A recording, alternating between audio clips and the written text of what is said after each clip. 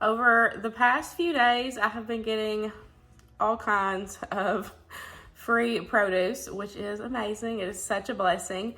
But we've got to preserve it, cook it, whatever the case is, get it ready for future things before it goes bad, because we don't waste food around here. Y'all know I try my best to do little food waste as possible. So we're gonna get a lot of this put up. And then for supper tonight, I'm gonna use some of it. So I'll show y'all what we're having for supper as well. We're gonna do a yummy veggie summer. We're passing around a cold. There's been a summer cold going around for the past week and a half. And now I have it. Well, I'm on the mends, but yesterday I did not feel good. But I've got to get this stuff put up before it goes bad. So I just thought I would pick the camera up and kind of show y'all what I'm doing to preserve it for long term or get it ready for future things. And then, of course, like I said, I'm going to be cooking as well, so y'all can see what I'm cooking up tonight for supper. But let me show you what all I have over here that we've got to figure out what to do with.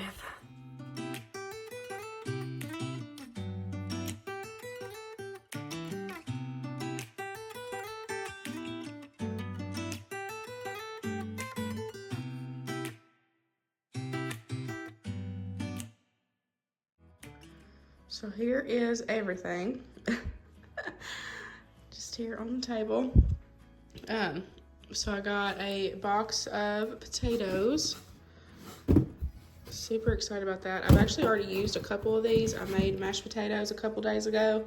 I used these potatoes, so we got some more. I do plan on using some of these tonight for supper. I think I'm gonna wash them, slice them, and do some fried potatoes. With a couple of these. Now these are gonna last. I'm not necessarily worried about the potatoes right this second. We'll just use these, within the next couple weeks because they normally last a little while, especially since they're still dirty. I've noticed that the ones that are, that stay dirty and stay in a cool, dry place, that they last a lot longer. I only wash them when I'm going to use them. And like I said, I've noticed for me that they last longer that way if you keep them dirty and in a cool, dry place. So I do plan on using some of these for supper tonight, like I said, but then I'm not necessarily worried about preserving these right now. When I start seeing that they are going bad, then I will, but we'll just use these over the next couple weeks. I got some cucumbers. Now, we don't like pickled things. My father-in-law loves pickles, so I want to try to do some pickles with these. Probably just refrigerator pickles, since I don't have that many. And then he can snack on those. We just aren't fans of pickled anything. I don't know why. We just aren't, but I want to make some for him. One of my friends gave me a bunch of these purple peas. So I did all these yesterday, and so this is what I've got. I don't know how I'm going to preserve these yet. We'll just see. I don't know if I want to just freeze them and have them for later, or I can can them. I don't know. We'll see. But this is what I've got of those. Got a cantaloupe. We'll just cut this up and get it put in the fridge. And then look at these cabbages. Golly, these things are massive. So I'm going to use some of this, probably a fourth of one of these, for supper tonight. And then the rest I'm going to shred and put in the dehydrator. That's how I like to put mine up. You can add it into soups, later on, soups and stews through the winter months. Of course, there's a ton of recipes that you can do if you like sauerkraut. You can definitely do sauerkraut and other recipes, but we don't like sauerkraut pickle things that, I don't know. We just aren't fans. So for us, I'm going to just dehydrate it. We got all kinds of tomatoes. So these are definitely ready to, you know, they're starting to get soft. So we definitely need to do something with these. Now I want to wait because this may look like a lot, but once you cook it down, it's going to be barely anything. So I want to wait before I do, like, you know, get my water bath canner out and start canning stuff.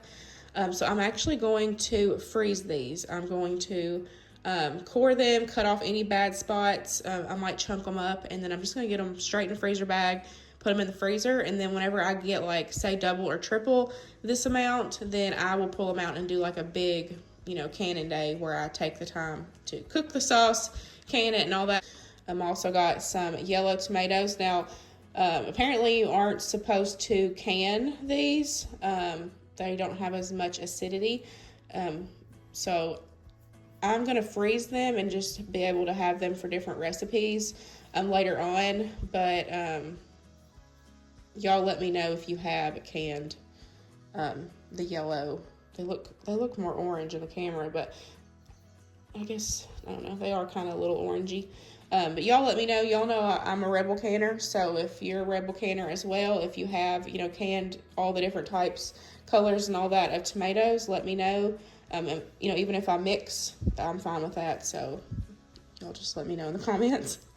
And then we got a bunch more corn. If you watched Wednesday's video, you seen that I put up quite a bit of corn, and I said I wanted to do more, and I got all this for free. I don't know how many cobs are there. We'll count them in a little bit, but of course I needed to get that put up and all that, and that was a process. So yeah.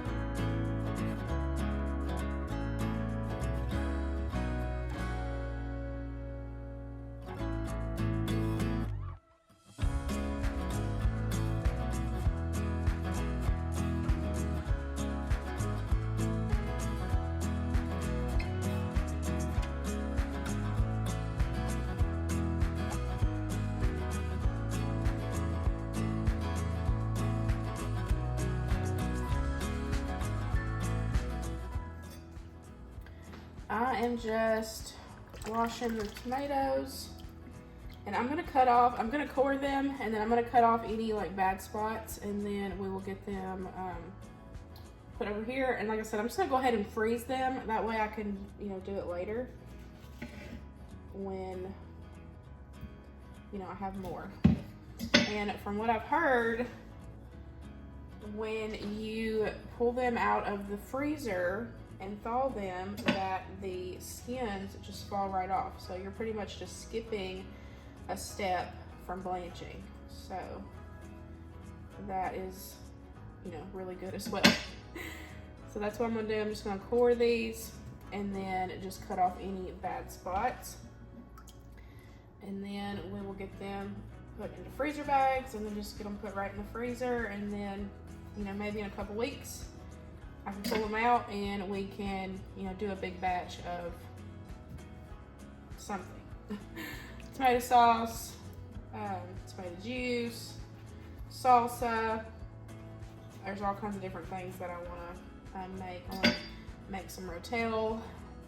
So it's just whatever I have the time for. But I'm just going to kind of go through. Some of these are looking pretty rough. And I want to make sure to freeze them in the best condition that I can. That way I can just literally pull them out, thaw them, and then, you know, use them for whatever I need. So that is what we are going to do.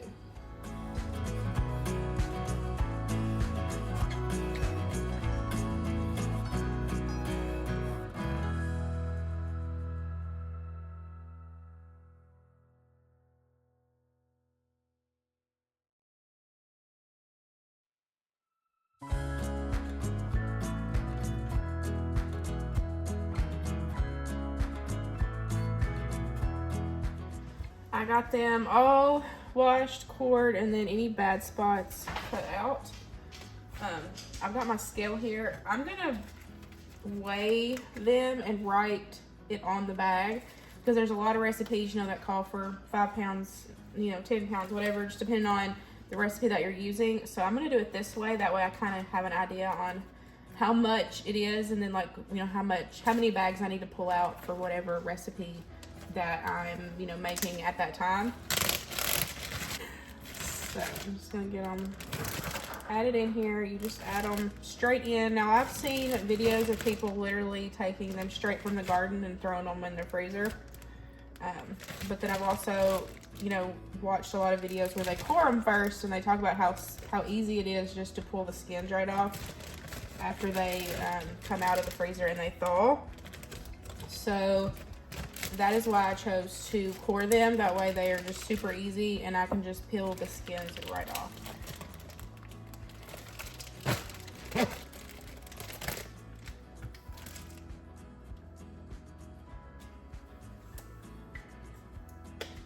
So I'm just going to do this to all of these. I am going to freeze these separate just in case, you know, I don't need to can them and I can just cook with them later. But I'm just going to do this to all of these until we get them all done, and then I'll just get them straight in the freezer.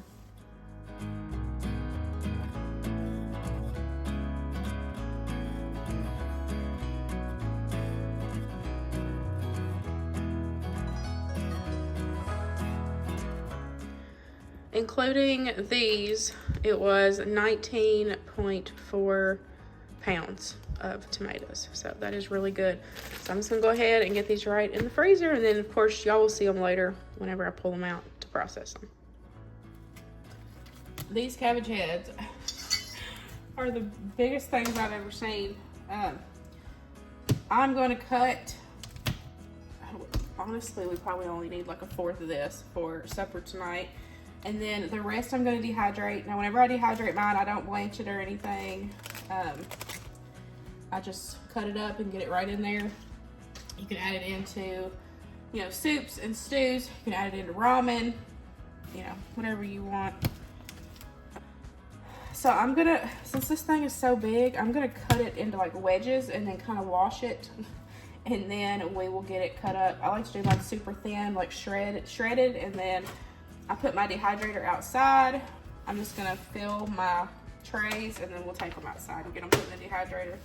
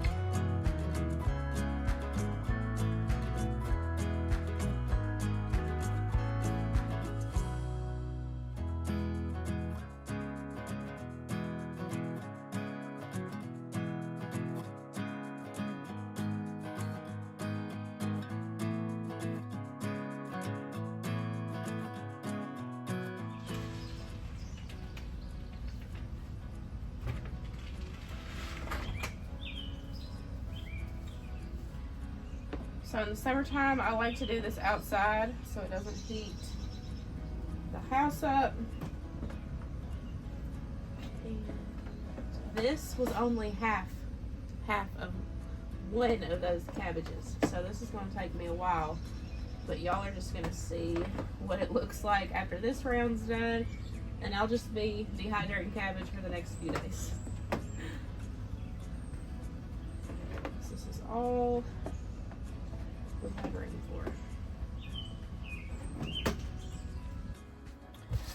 for these peas. I measured them out. I've got enough to do 2 jars, so I'm going to go ahead and process them. That's one of the things I love about having that small carry pressure canner, is that you can, you know, you're already doing small batch in it, but even just doing 2 jars, and then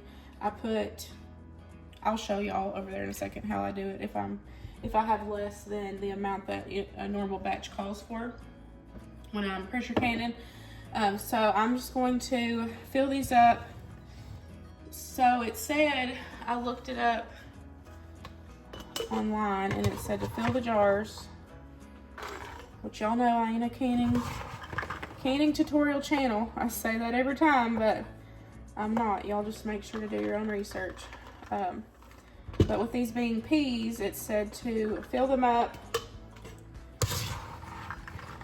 and then top them off with water, salt, and then we'll get them processed in the canner.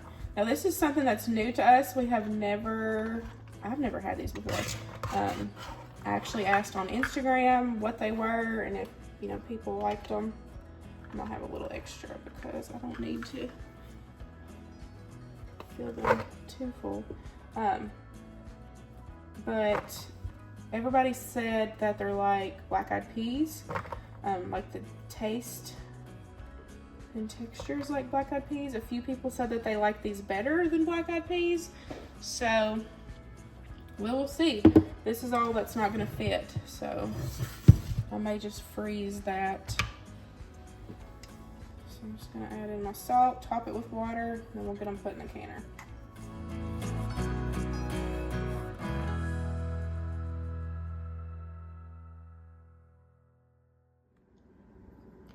Here's what I was talking about.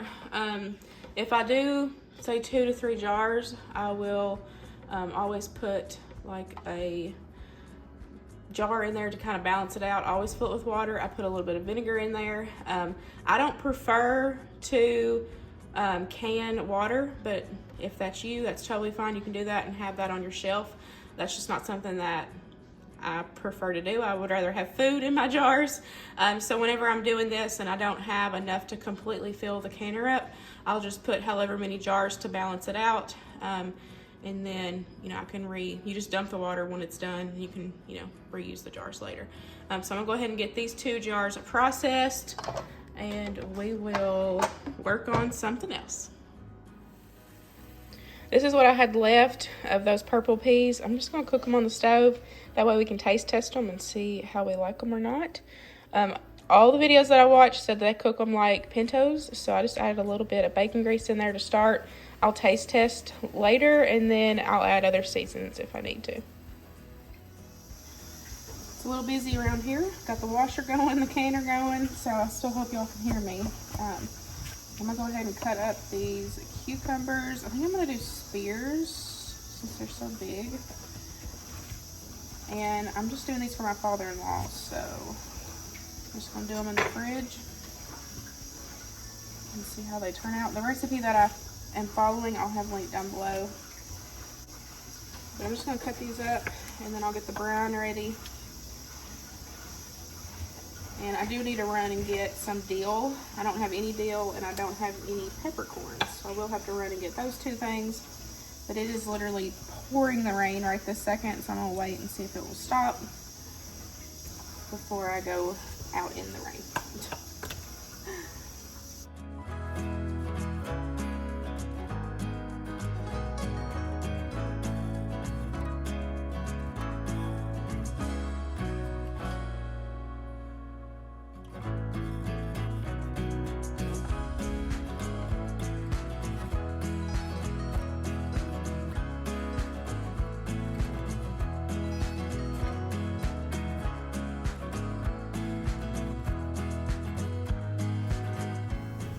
Okay, we've got a little bit of a change in plans because the store did not have any fresh dill.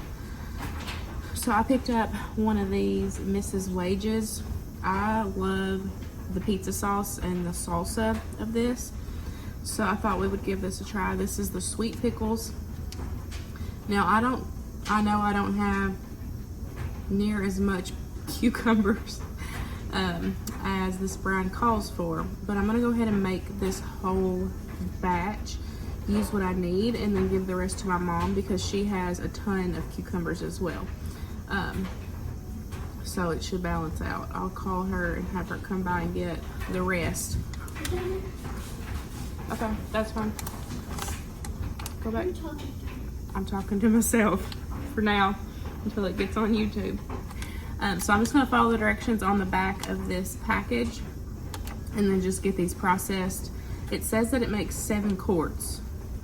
So I don't think I have enough cucumbers for that, but we'll see.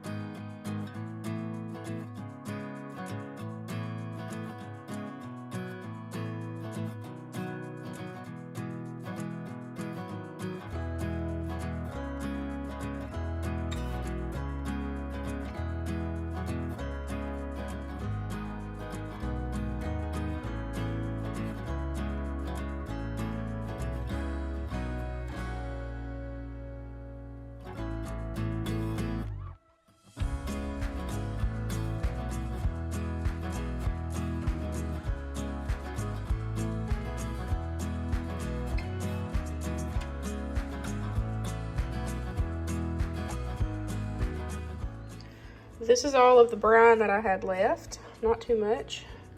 And then I got the 4 jars of pickles and then the 2 jars of the peas. Well, I'm outside now putting up this, or shucking this corn. I think this is the last thing I need to put up other than, you know, waiting on the cabbage, which I'll show y'all that at the end when it's done. And that'll take a couple days just to get through all of that cabbage because it's a lot of cabbage. I did can some corn, but we haven't used it yet, so I'm gonna go ahead and just freeze this. And then, so I want to give it a few, maybe a week or so just to sit on the shelf. That way it, you know, kind of gives itself some time to sit in there, and that kind of gives us a good idea on, you know, how it's going to taste. And then if we like it, then I'll can, you know, some more whenever we get some more. So, but for this right now, I'm just going to freeze this.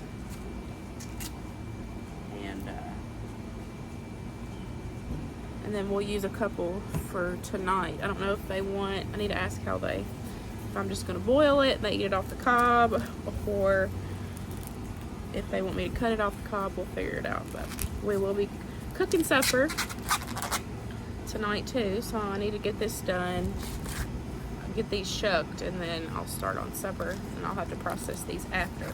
But I'm not gonna show y'all these in this video because like I said at the beginning, I just did a dedicated video to me putting up corn, so I'll have that video linked in the description box. But I'm just gonna finish these and then we'll head in and start supper when it's time. I'm gonna go ahead and get started on supper now. I'm just adding in an onion to the bottom of my pan. I'm gonna add in about, well, it was a little over a pound of hamburger meat. And I'm gonna give that a season with some all-purpose seasoning, and we're just gonna let that cook up until that hamburger meat is no longer pink. And then I do drain a little bit of the grease, but I do leave some of it just because it gives it flavor and it kind of helps cook that cabbage down. I did not say that this was going to be a healthy meal. This was just a good southern summer meal.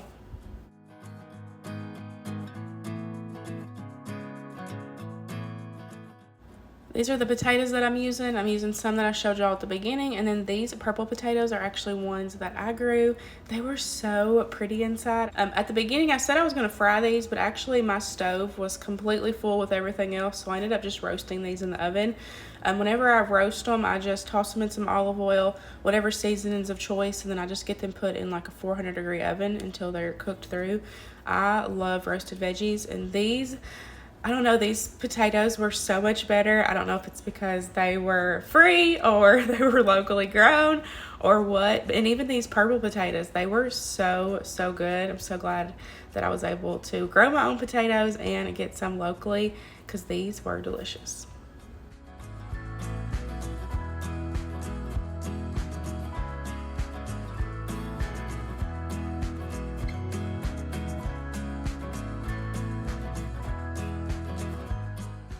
Now that the hamburger meat is cooked, I'm gonna go ahead and add in that cabbage. Now, I clearly underestimated the amount of cabbage that I was adding in. I told y'all them cabbage heads were huge. I only added like a fourth of one, but I do switch to a pot because I didn't even have enough room to stir it. I'm just gonna let that cook down a little bit. I do add in some garlic, and I also add in about a cup of beef broth. And then I just let all that cook down, marry those flavors together, and then I taste test it, and then I add more seasonings towards the end because you're gonna get a lot of flavor from, you know, the hamburger meat, the onions, that beef broth, and so I kind of just do that towards the end just so I don't over season because it could definitely get super salty quick. This is one of these kind of dishes that I don't have a recipe for. I just, you know, kind of just make it, you know. This is one of these recipes as well that, you know, Luke grew up with, and it was just kind of a staple in their house. And so when I come to the family, it was just something that I just started making, and his mom taught me, you know, how to make it. And so, of course, I've altered it over the years, but it's really delicious and so simple, and honestly, it's super cheap. You know, especially this case, you know, I got that cabbage for free. All I had to worry about was the onion and the hamburger meat. So this was a pretty cheap meal for us. Here is everything. We've got our delicious and gorgeous potatoes. Those purple potatoes, I cannot believe how pretty they were.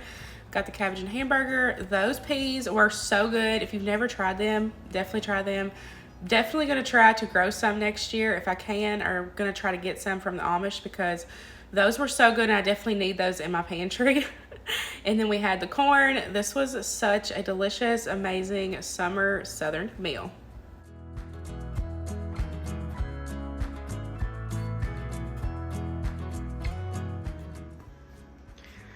I was able to get 8 more bags of corn put up, and then I'm saving some of the corn cobs to do something with later in a couple days.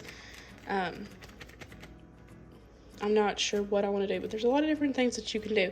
Last year I tried to make corn cob jelly. It didn't set, so I've been using it as corn syrup, and it tastes good, works perfect. But I want to try something else with these, so I'm going to put these in the fridge. Then the pickles and everything are done. Cabbage is still going outside. I'll show y'all that. Here is what that first round of cabbage looks like. Looks like it's still a little bit wet. So I'll just let this go. And I'll just keep doing this over the next few days until I get all of that shredded. And what I will do is just put it into mason jars when it is fully dehydrated. I'll let it condition on the counter for a few days just to make sure I don't see any moisture or anything. That way I know it's completely dry, and then I will get it put up. I'll probably vacuum seal the jar and then have it for future recipes and meals. But I hope y'all enjoyed today's video, and I'll see you on the next one. I'm going to sit down for the day. I'm tired. Bye, guys.